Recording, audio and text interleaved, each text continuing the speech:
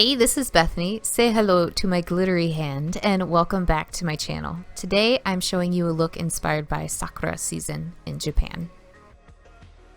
The cherry blossom season is a much loved occurrence in Japan, but it's bittersweet because it only lasts 2 weeks.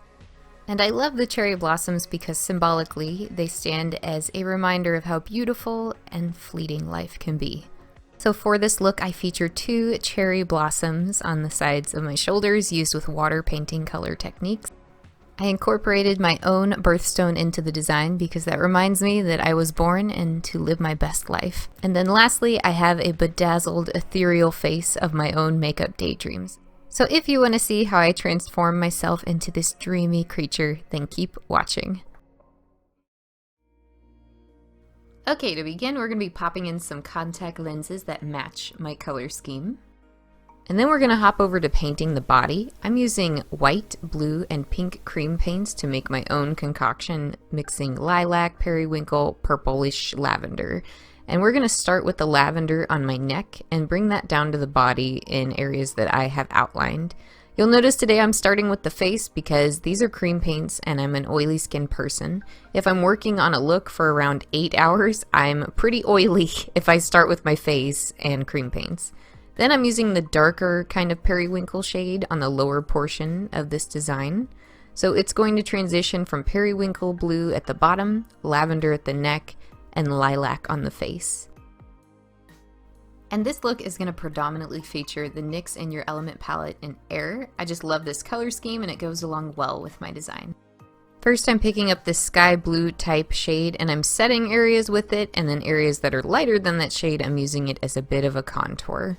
I'm just laying down a little bit of it though because I'm going to go in with a deeper blue soon. And then if I do need to set an area, I use NYX's SFX Set Loose Setting Powder just to make sure it doesn't move.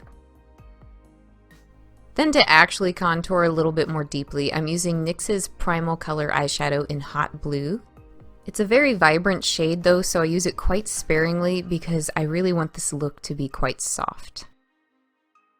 Now for one of my favorite parts, which is painting these trees and their cascading blossoms. First I tried out kind of a stencil, filling in this design, and you'll see that I'm doing this sort of flickety-doo-dah motion against my finger to get paints to kind of splay out, and those are going to be the leaves. However, I go kind of back and forth because I need to freehand and fill more space. I do remove this stencil because I decide, it's just kind of in my way. So I'm kind of doing my freehand bit, and then I do the little flickety-doo-dah with like a deeper pink, a paler pink, and then also a white. So here you'll see me kind of flicking away, and I'm flicking it in the direction of that orb on my chest because I kind of want the leaves to cascade towards the center of my chest. And adding the white really adds that extra touch that makes it look like the cherry blossom flowers are falling from the trees, and I love it. By the way, this is just a watercolor practice for painting trees, and I saw this recently and was so inspired to use it in this design because it just looks really soft and ethereal.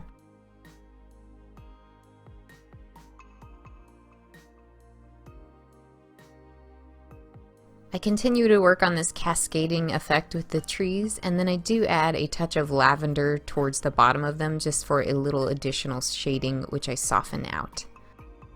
Most of the time when you see cherry blossom trees painted, people tend to make the trunks black, but I opted for a more maroon shade just to keep my look on the softer side.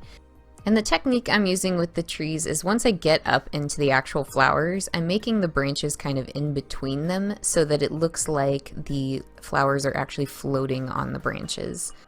You'll see there are just gaps in between each of these branches, and that just looks like little bits of cloud of pink.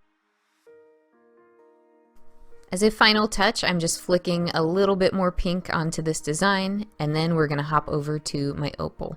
For this, I'm first filling it in pretty opaquely with NYX's white cream paint, and then I'm hopping over to the NYX's Ultimate Brights palette because we're going to be using a lot of these shades to fill this in.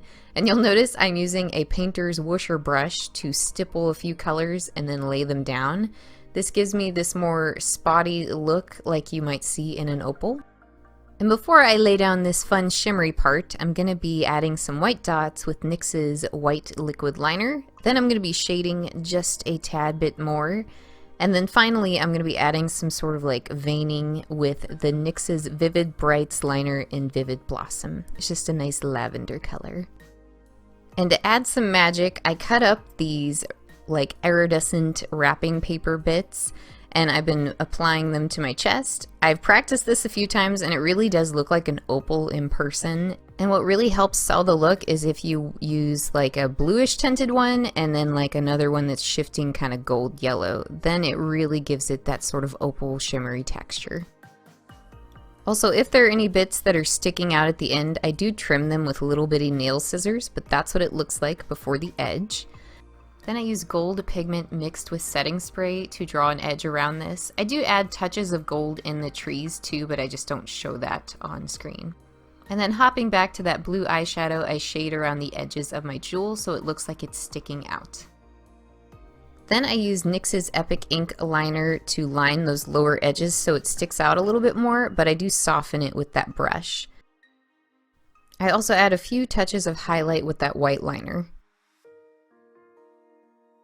Now we're done with the chest and can finally pop over to the face. So I'm just going to be priming my eyelids with a really pale concealer. And then on top of that, I am priming again with NYX's Waterproof It Waterproof Eyeshadow Primer. And I'm just spreading this out all around the edges of the eye because that's where eyeshadow's going to be. It's a good idea to set this with loose powder because that will help your blending. Then we're going back into the Air palette and I'm going to be taking this sort of coral shade and I'm going to be bringing that all around the eye. Then dipping into that vibrant fuchsia shade, I'm going to use that on the outer edge of the eye above the crease. And just blending. Next we're going to be taking this blue, combining it with this shimmery purple, and that's going to be going on the outer lid. Just packing that in a bit. And then for the inner portion of the lid, I'm using NYX's Primal Colors in Hot Yellow. You'll notice that most of the shades on my eyes are inspired by the opal on my chest. And because of that, we're going to have a shimmery lid. So I'm popping on this kind of iridescent shade. And now it's glitter time. We're going to be using NYX's Glitter Primer first, dabbing a bit of that, and then using the new metallic glitter in Lumi Light. Lastly, we're just lining the eyes with NYX's Epic Ink Liner to prepare for lashes later. And then we're finally getting to painting my face. I'm treating this like a foundation that just happens to be the perfect shade of lilac. I'm building it up with a dense brush and softening it with a beauty blending sponge. Then I'm using the residue from my earlier purples on my body to kind of contour my face. I'm going to be contouring under my chin and putting a little bit of shading on my forehead. I also contour my nose a little bit, but it's important to kind of do this with powder if you want a softer look, or just soften it out with the blending sponge. And here I'm using powder just to contour that cheekbone a bit more and diffuse the eyeshadow into the temple. I also pick up some white cream with a baby blender just to pop my highlight. I would have suggested doing this first, but I wasn't sure if I needed it. Once I'm majestically contoured, I'm going to be adding the gold paint from my opal on my eyebrows. Who says your eyebrows have to match your hair? They don't. And then popping a little bit of that blue up near my temples and a little bit above my eyebrows because it gives me a sympathetic eye look. Then I'm using the same technique for the flowers all around the edges of my forehead. This brings a bit of unity into the upper and lower designs. Then I'm using NYX's Aqua Luxe liquid liner in 24 karat on the front of my eyebrows to give them more golden shimmer. I'll also be using that lavender liner to add a few dots around the front of my eyebrows. And then using a bit of white as well too.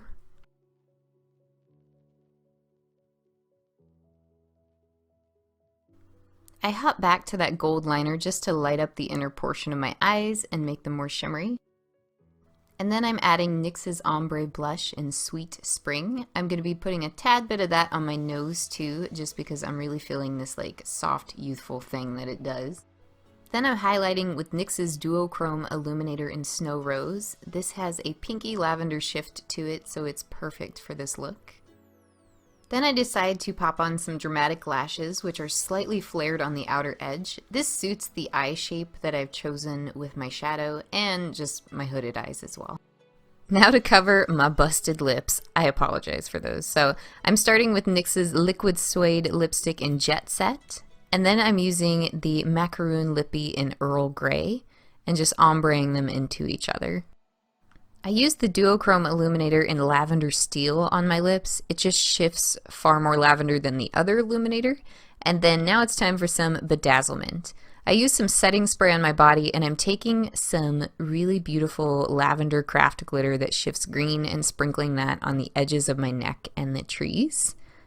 I recommend if you're using craft glitter, avoid putting it near your eyes. And then I made these little cutouts from paper and painted them with acrylic paint in gold and pearl, and that's just to accent my opal. Now I did have some other cutouts because I was going to go with some crazy avant-garde look here, but as I added it to the finished look, I decided against it. So I was like, no thank you. So next, for one of the coolest parts, we are going to be bedazzling my face, and I really recommend using one of these wax applicators you can pick up from the craft store. It makes your job a lot easier. I just add a little bit of eyelash glue with an applicator and then tap a rhinestone to my lip. I start with 3 rhinestones and then branch out with smaller ones from there.